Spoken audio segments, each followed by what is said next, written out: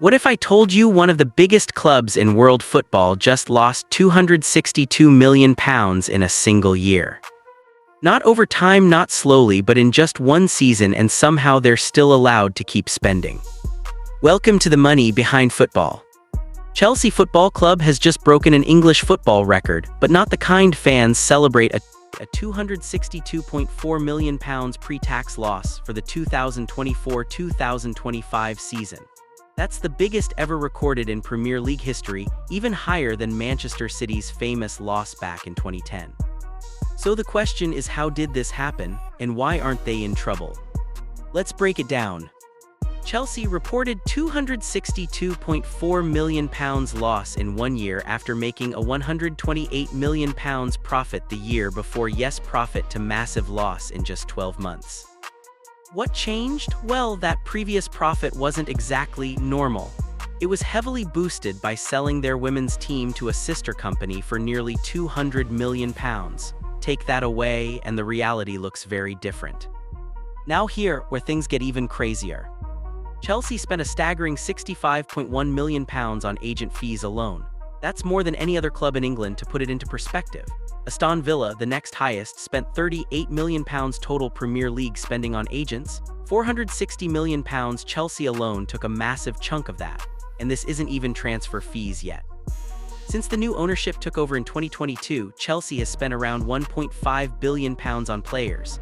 Now you're probably thinking, how is this even allowed? Premier League rules say clubs can only lose £105 million over 3 years. Chelsea just lost more than double that in 1 year. So why no punishment? Because of something called add-backs.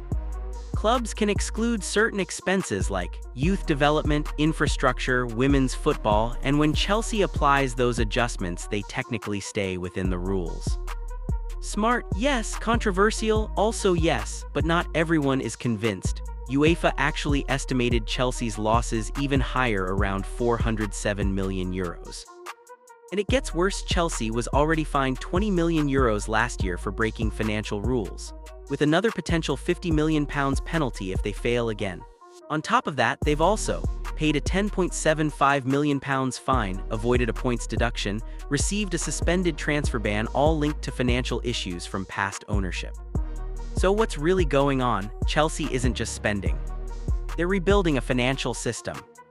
The club is betting on young players with long contracts, future resale value, massive commercial growth, and it might be working. They've already reported £490 million in revenue and expect to hit over £700 million next season. That's elite-level income. So here's the reality.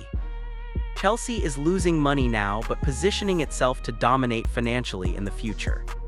It's risky, it's aggressive, and it's unlike anything we've seen before. The real question is, will this strategy create a football empire or lead to one of the biggest financial collapses in football history? Tell us in the comments if you want to understand the real business behind football.